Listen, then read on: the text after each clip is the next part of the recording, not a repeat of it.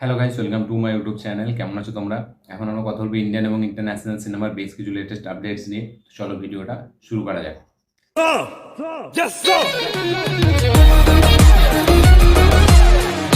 আজকের প্রথম যেটা আপডেট সেটা হলো হলিউড থেকে। তো দ্য গ্রে ম্যান 2 সেই সিনেমার পার্ট 2 আসতে চলেছে। ইয়েস, এর সিকুয়েলের ওপর কাজ করেছে রুসো ব্রাদার্স। তো হয়তো খুব তাড়াতাড়ি আমরা এই সিনেমাটার অফিসিয়াল অ্যানাউন্সমেন্ট দেখতে পেতে চলেছি, কারণ অলরেডি তারা স্ক্রিপ্টের উপর কাজ করছে।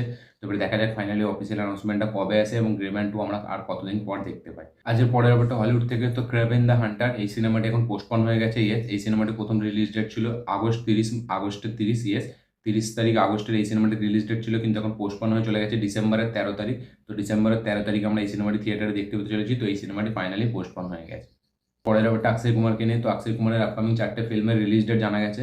তো সেটার মধ্যে আছে সারফিরা, যেই সিনেমাটি সেটা 12ই জুলাই আছে, মানে যেটা আমাদের সোরাই পোট্রোর অফিসিয়াল রিমেক, সেই সিনেমাটি 12 জুলাই রিলিজ হতে চলেছে। তারপরে আছে খেল খেলমে, ঠিক আছে, যেটা তাপসি পন্নু, অক্ষয় কুমার, আরও অনেক যে কাস্ট আছে বড়, ফারদিন খান, সেই সিনেমাটি রিলিজ হতে চলেছে 6 তারিখ। ইয়েস, 6 তারিখ, সেপ্টেম্বর মাসের 6 তারিখে এই সিনেমাটি রিলিজ হতে চলেছে। পরে আছে স্কাই ফোর্স, যেটা 2 অক্টোবর রিলিজ হতে চলেছে। স্কাই ফোর্সের ডিরেক্টরটা নামটা আমি বলে যাচ্ছি, ঠিক আছে, কিন্তু স্কাই ফোর্স বলে অক্ষয় কুমার একটা সিনেমা আসছে, সেই সিনেমাটি 2 অক্টোবর রিলিজ হতে চলেছে, 2 অক্টোবর।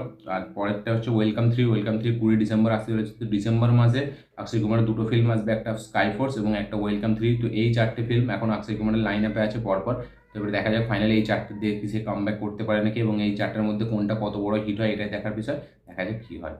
আচ্ছা, পরের ব্যাপারটা আমাদের কালকে 289880 এই সিনেমাটিকে। তো আপনারা হয়তো সকলেই জেনে গেছেন যে এই সিনেমাটি এখন অফিসিয়াল রিলিজ ডেট হচ্ছে 27 জুন। ইয়েস, 27 জুন এই সিনেমাটি আমরা থিয়েটারে দেখতে পেতে চলেছি। তো এবার দেখা যাক ফাইনালি টিজার ট্রেলারটি কবে আসে। 27 জুন আমরা এই সিনেমাটি এবার ফাইনালি দেখতে পেতে চলেছি।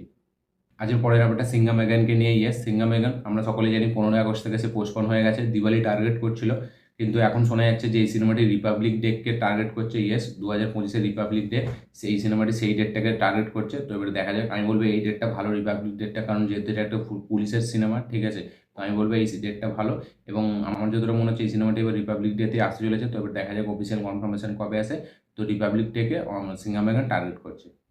আজ পরের ব্যাপারটা অক্ষয় কুমারকে নিয়ে। তো আমরা সকলেই জানি যে অক্ষয় কুমার এবং প্রিয়দর্শন তারা আবার 14 বছর পর আবার একসাথে কাজ করতে চলেছে, এবং এখন শোনা যাচ্ছে যে এই সিনেমাটি একটি হরর ফ্যান্টাসি ফিল্ম হতে চলেছে, ঠিক আছে, যেটা একটু মানে ওই মানে কালো জাদু ফালো জাদু এরকমই হবে, কিন্তু ওটা অনেক পুরোনো যুগের একটু দেখাতে চলেছে, ঠিক আছে। তো এবার দেখা যায় ফাইনালি সিনেমাটি কেমন হয়, এবং প্রিয়দর্শন আর অক্ষয় কুমার যখনই একসাথে এসছে আমরা একটু ভালো হেভি একটা কাজ পেয়েছি।